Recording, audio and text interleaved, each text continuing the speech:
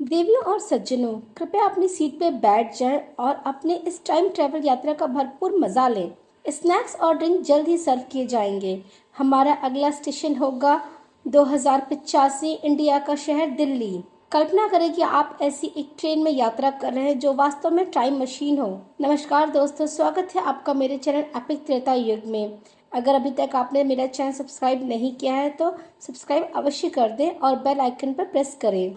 14 जुलाई 1911 के दिन इटली के रोम शहर से जेनेटी नाम की ट्रेन अपना सफर शुरू करती है। अपनी पहली यात्रा करने के उपलक्ष्य में कंपनी ने यात्रियों को फ्री यात्रा की सुविधा दी थी। यहाँ तक कि खाना पीना भी बिल्कुल फ्री था। स्टाफ मेंबर सहित 106 लोगों को लेकर एक इंजन और 3 डिब्बे वाली ये ट्रेन अपना सफर शुरू करती है। लोग यात्रा का मजा ले रहे थे और सफर बहुत अच्छा चल रहा था। ट्रेन पटरी पर दौड़ती जा रही थी। ट्रेन के यात्री जिस जगह का बेसब्री से इंतजार कर रहे थे वो सुरंग आने वाली थी, जो एक पहाड़ से होकर गुजरती थी। यह उस समय बनी सबसे लंबी सुरंगों में से एक थी। तभी कुछ ऐसा होता है जिसे सुनकर आप हैरान हो जाएंगे। ट्रेन लोम्बार्डी माउंटेन में बनी 1 किलोमीटर लंबी सुरंग में घुस गई और कभी बाहर नहीं आई। हाँ दोस्तों, ऐसा ही हुआ। ट्रेन सुरंग के अंदर तो जाती है लेकिन बाहर नहीं आती। सुरंग के अंदर जाते ही ट्रेन गायब हो जाती है। रेलवे कर्मचारी और पुलिस ने इसके हर कोने कोने की तलाश शुरू कर दी, लेकिन ना ही ट्रेन मिली, ना ही ट्रेन का कोई निशान। सुरंग अपने आप में एक लंबी ट्यूब जैसी थी, तो दूसरी तरफ जाने के अलावा और कोई जगह नहीं थी। पर वहां ना ट्रेन थी, ना ही ट्रेन की दुर्घटना ग्रस्त होने के कोई भी संकेत। बाद में मैक्सिको के रहने वाले 2 व्यक्ति अचानक से सामने आए और उन्होंने यह दावा किया कि वे लोग इस यात्रा का हिस्सा थे। उनका कहना था कि जैसे ही ट्रेन सुरंग के पास पहुंची, कहीं से काला और सफ़ेद धुआं और अजीब सी कुछ आवाज़ें जो टनल में जाने से पहले सुनाई और दिखाई देने लगीं। वो दोनों डरकर ट्रेन से कूद गए, क्योंकि धुएं के कारण ड्राइवर ने ट्रेन धीमी कर दी थी। बचे हुए लोगों में से एक ने इस घटना के बारे में इटालियन अखबार को बताया। मैंने एक अस्पष्ट गुनगुनाहट की आवाज़ सुनी। काले धुएं के पीछे मैं सुरंग से दूधिया सफ़ेद कोहरा रेंगता हुआ देख सकता था। यह सचमुच एक लहर की तरह ट्रेन को निगल गया और इसके साथ ही हमारी दुर्भाग्यपूर्ण ट्रेन की पहली बोगी फट गई। यह बहुत भयावह हो गया। ट्रेन मुश्किल से चल रही थी, इसलिए मैं बोगी से कूद गया और मेरी नज़र एक दूसरे यात्री पर पड़ी जो उसी समय कूद गया। हम दोनों ज़मीन पर ज़ोर से गिरे और यही आखिरी चीज़ मुझे याद है। इसके बाद इस सुरंग को बंद कर दिया गया। इस तरह ट्रेन के गायब होने का कोई स्पष्टीकरण नहीं दे सकता। बहुत ढेर सारे लोगों ने ट्रेन को रोम के स्टेशन से निकलते और सुरंग में प्रवेश करते देखा था, लेकिन किसी ने उसे निकलते नहीं देखा। लेकिन यह आखिरी बार नहीं था जब इस रहस्यमय ट्रेन के बारे में बातें हो रही थी। इस हादसे के कुछ दिनों के बाद मैक्सिको के एक डॉक्टर ने एक ऐसा दावा पेश किया जिसे सुनकर आप हैरान रह जाएंगे। मैक्सिको की एक महिला डॉक्टर ने बताया कि उनके पास हादसे के कुछ ही समय बाद 104 मरीज एक साथ लाए गए थे और डॉक्टर के अनुसार वह सभी मानसिक रोगी थे, जिनकी हरकतें और बातें दोनों ही बड़ी अजीब थी। उस डॉक्टर ने उन लोगों से पूछना भी चाहा कि उनके साथ क्या हुआ, वो लोग कहाँ से आए, उनकी हालतें किसने की और कैसी हुई, लेकिन वो लोग कुछ भी पता पाने में सक्षम नहीं थे। डॉक्टर का ये भी कहना था कि इलाज के बाद वो सभी यात्री कहाँ गायब हो गए यह किसी को नहीं पता चला।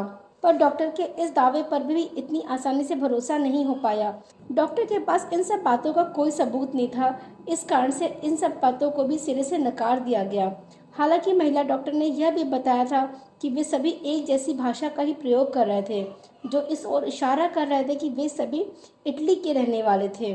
लेकिन सिर्फ ये दावा काफ़ी नहीं था ये बात साबित करने के लिए कि ये लोग वही जेनेटी ट्रेन के यात्री थे।